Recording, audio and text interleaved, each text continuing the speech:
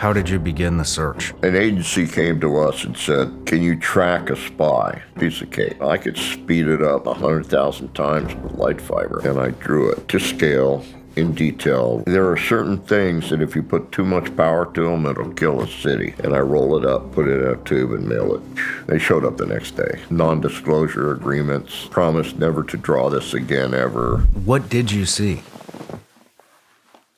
I'm not sure. Some kind of a trigger or something. For a device of some kind. I don't know. But I knew I could build one better just by going into light fiber. This was a copper wire thing. I said I could speed it up 100,000 times with light fiber. In fact, I could make it so fast it'd get warm when it runs, or hot even, and melt down. So I'd have to put it in an acrylic cube and run coolant through it.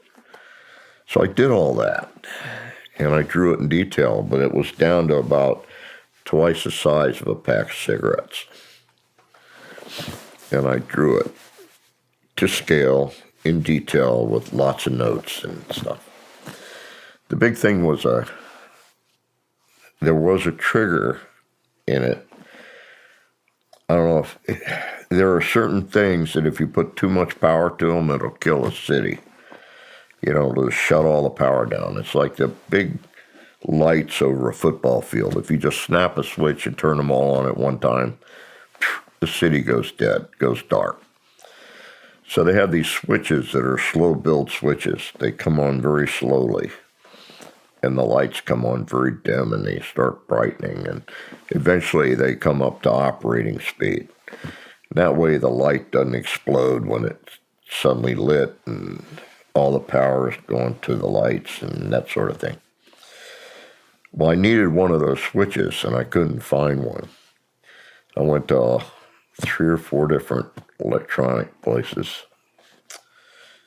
So I finally found a switch that would work, and I drew that into the plan. And I roll it up, put it in a tube, and mail it. They showed up the next day.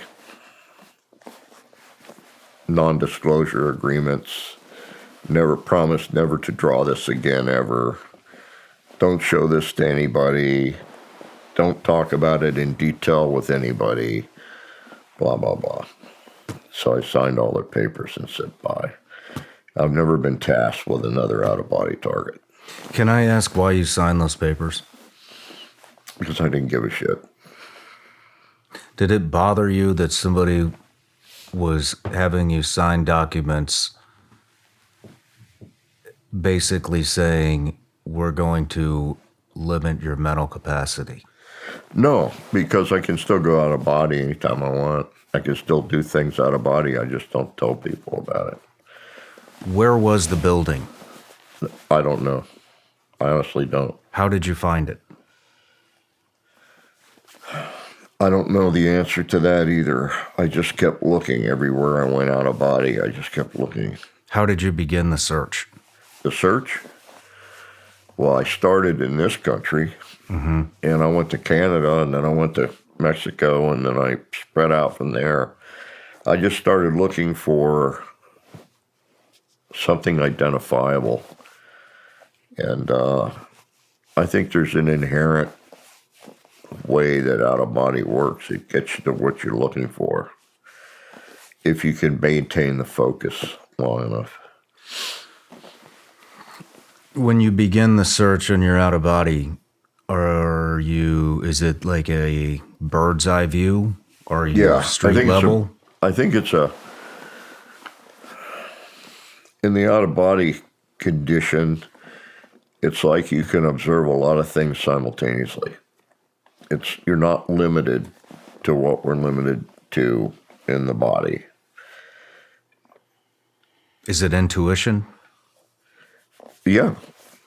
For lack of a better word, it's more than that, but that comes close to it. You're experiencing multiple locations at the same time, right. And you're able to process. Oh, yeah. Just in remote viewing, I'm able to process vast amounts of data. Because everything I get from a remote viewing standpoint, I don't necessarily retain. I get it, I start stacking it in different columns. One thing relates to another. I move columns around. Then I collapse it back down to something that's definable. And then I start deciding what I will use and what I won't use. I throw things out, I add things in. By the time I sketch something on a piece of paper, it's usually some time invested in the remote viewing. I just don't put everything down like I used to. When I first started in remote viewing, you have a tendency to write everything down. It's too slow. That's not how the brain works. The brain works rapidly, very fast. And it's an intuitive action because you're not wasting your time on things that don't apply. You're only going with what applies. And in remote viewing, you come to a basic understanding for what it is you're looking for. And then you try to define it in the way it's being used. So I should have brought some really good examples of my remote viewing with me, where most people write a few words and do some sketchy stuff. I'll draw it in detail. An example would be, if you want to hear an example. Absolutely. I would like to hear an example. Okay. There was an agency came to us and said, "Can you track a spy?" And we said, "Piece of cake." That's what I said. Piece of cake. My buddy, Dr. May, said, "Yeah, I think we could do it." And I said, "What's in it for us?" Because I was working for the lab at the time. And I knew that's what he would say. And they said, "We'll give you, I don't know, I can't remember now how much it was. Let's say $250,000. If you can prove you can track a spy, we'll give you $250,000. And so we said, "Sure, piece of cake." So my targeting material, you ready for this? Social Security number. What does that tell you about a spy? You don't know if it's a 14-year-old or an 85-year-old. You don't know if it's male or female. You don't know if it's Chicago or San Francisco or New York City, right? Okay. That was my targeting material. And we'll call you on the phone at different times and ask you to tell us where our spy is. Okay. So,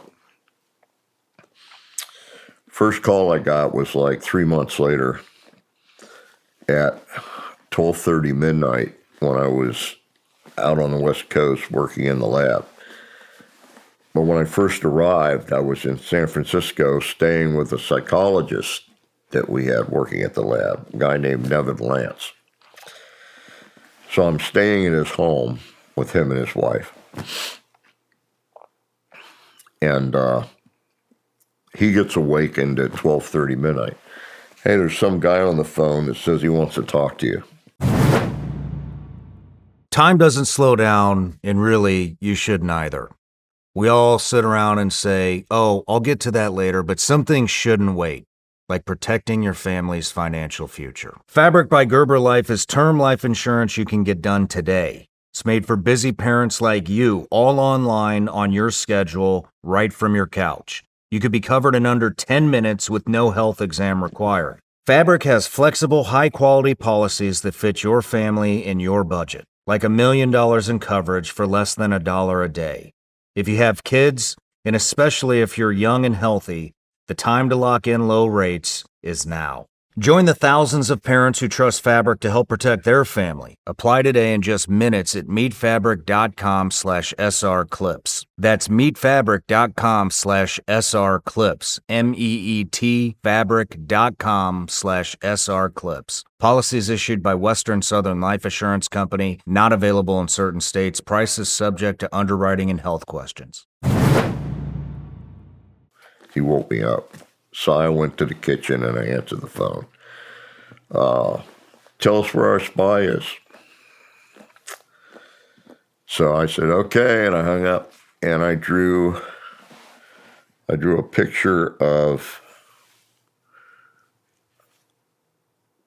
I'll think of it in a minute, Altoona Pass, down near, I want to say Palo Alto, but it's way further south than that. It's where they built the first group of wind generators. It's called Altoona Pass. So I drew hills, and I put in the towers, and I put the rotating things on them. And I drew dotted lines together. I said, it's a big electrical grid. It's collected by the wind. It's a wind generating area. And he's parked by the central tower in a rental car. That's exactly where he was. Holy and it's a perfect drawing of Altoona Pass. So, what do these? What do they say to that? Are they in disbelief? They didn't say a word to us. We just sent them that. So they said, okay, thank you. Didn't say a word. Dr. May says, I'd only give you 99% on this one if it's true, because you didn't tell me what color the rental car is. So we're kidding with each other about that stuff, okay? So time goes by a few months, and I get another request. I don't know, it was 2 p.m. or something. They just interrupted something I was doing.